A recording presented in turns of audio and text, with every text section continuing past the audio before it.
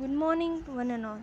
I am Professor Shreya Trivedi from AKDMC Jamnagar. આ આપણો compulsory ઇંગ્લિશનો લેક્ચર છે. કમ્પલસરી ઇંગ્લિશ સેમ 2 એટલે કે FYBA sem 2 foundation course in English sem 2 નો લેક્ચર છે.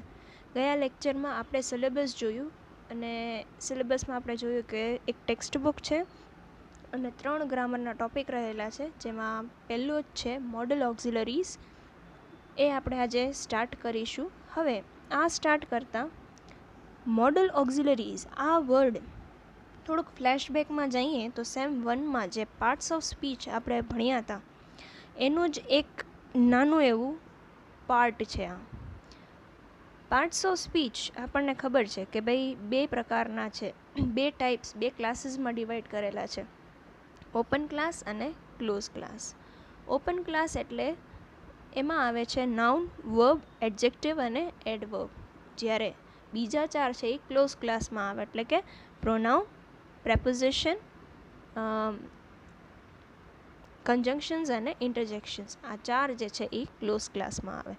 દરેક આપણે ડિટેલ્ડ આપણે ગયા સેમેસ્ટરમાં ભણ્યા હતા કે નાઉન એટલે શું, વર્બ એટલે શું, આ બધું. હવે મોડલ ઓક્ઝિલરીઝ છે એ વર્બનો જ પ્રકાર છે. વર્બ એટલે ક્રિયાપદ. Verb is a word that shows the action in a sentence. જે વાક્યમાં જે શબ્દ ક્રિયા દર્શાવતું હોય એને ક્રિયાપદ કહે છે. આ ક્રિયાપદ પાછા બે પ્રકારના હોય છે. there are mainly two kinds of verbs, main verbs અને auxiliary verbs. મુખ્ય ક્રિયાપદ અને સહાયકારક ક્રિયાપદ. મુખ્ય ક્રિયાપદ એટલે કે મેઇન વર્બ એટલે શું? તો કે જે મેઇન એક્શન દેખાડતું હોય સેન્ટેન્સમાં, that is called main verb. The word that shows the main action in a sentence, that is called the main verb. જે મુખ્ય ક્રિયા દર્શાવતું હોય, સપોઝ હું એમ કહું I am teaching, તો વર્બ આમાં આપણે તરત જો ગોતવું હોય તો ટીચિંગ ગોતીએ.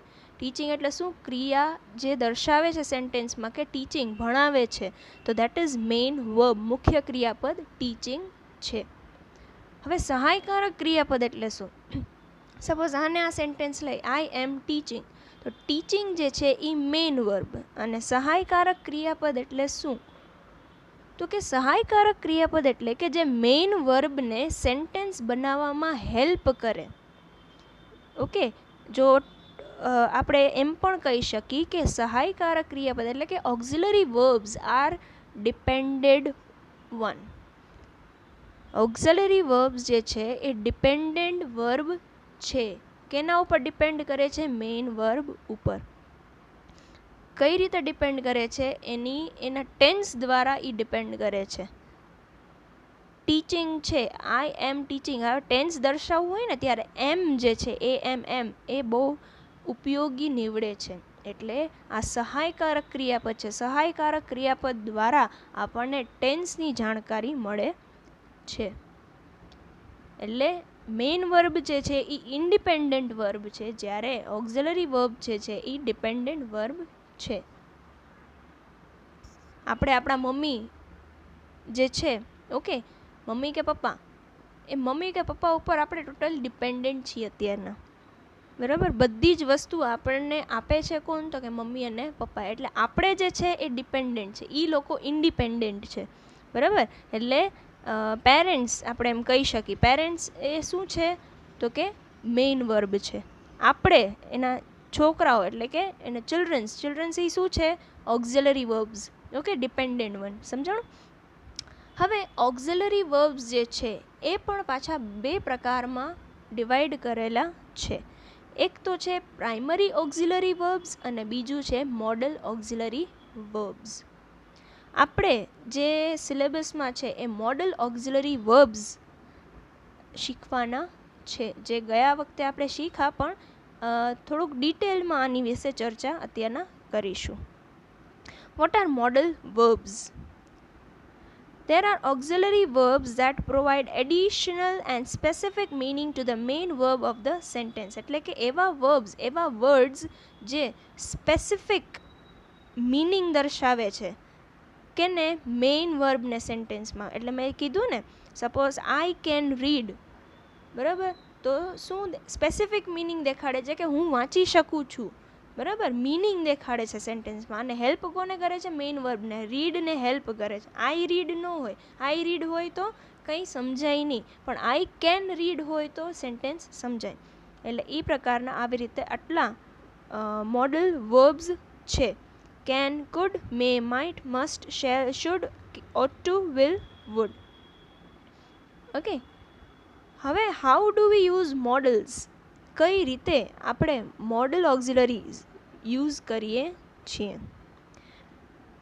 સબ્જેક્ટ અને વર્બની વચ્ચે આવે હંમેશા modal auxiliary. Suppose for example, Mary could play the piano. Mary could play the piano. Mary જે છે એ સબ્જેક્ટ છે એટલે કર્તા છે. પ્લે છે એ વર્બ છે એટલે ક્રિયાપદ છે. જ્યારે કુડ છે એ મોડલ ઓક્ઝિલરી વર્બ છે. અને ધ પિયાનો છે એ ઓબ્જેક્ટ છે. ઓકે, એટલે કર્મ છે. મેરી અને પ્લેની વચ્ચે જ કુડ આવી શકે છે. એટલે આ ઉપરથી આપણે કહી શકીએ કે મોડલ ઓક્ઝિલરીઝ ક્યાં વપરાય? હંમેશા સબ્જેક્ટ અને મેઇન વર્બની વચ્ચે. સપોઝ આપણે આગળના જે એક્ઝામ્પલ્સ લીધા, આઈ એમ ટીચિંગ, તો એમાં આઈ છે એ સબ્જેક્ટ છે, ટીચિંગ છે એ મેઇન વર્બ છે. એટલે એમ જે છે, ઓકે, આમ તો જો કે મોડલ ઓક્ઝિલરીઝમાં એમ તમે કહેશો એમ આવ્યો નહીં, પણ એ પ્રાઇમરી ઓક્ઝિલરી છે. ઓકે, એટલે આઈ એમ ટીચિંગ, આઈ કેન રીડ, તો આઈ કેન રીડ શું છે? આઈ સબ્જેક્ટ, રીડ વર્બ, અને વચ્ચે જે છે એ મોડલ ઓક્ઝિલરી એટલે કે કેન. ઓકે, એટલે આ રીતે આપણે યુઝ કરવાનું. They do not accept conjugation, they do not need other auxiliary verbs. આજે આટલું રાખીએ, નેક્સ્ટ લેક્ચરમાં આગળ વધીશું. Okay, so till then have a good day, be safe. અને હા, તમે ભૂલ્યા વગર રોજ જ્યારે પણ લેક્ચર તમે જોઈ લ્યો એટલે ભૂલ્યા વગર તમે તમારું નામ અને રોલ નંબર તમારી કમેન્ટ સેક્શનમાં લખી નાખશો, કારણ કે એના દ્વારા જ તમને તમારા ઇન્ટરનલ માર્ક્સ મળશે. Okay, don't forget to comment your name and roll number in the comment section, as that will be the only proof that you have attended the lecture, and from that only we can give you the attendance marks. So please don't forget. કદાચ હું બોલવાનું ભૂલી જાઉં ને લેક્ચરમાં તો પણ તમારે એ ભૂલ્યા વગર એ વસ્તુ કરી નાખવાની છે. આઈ હોપ તમને આટલું તો સમજાણું. હજી તો ઘણું બધું છે આપણે સમજવાનું. ઓકે, થોડું થોડું કરીએ જેથી કરીને તમને કોઈ પણ ડાઉટ મગજમાં રહે નહીં. Okay, so we will meet surely in the next lecture. Till then have a good day. Revise કરો જેટલું આપણે કરીએ છીએ. Okay, so see ya and have a nice day. We will meet tomorrow. Thank you.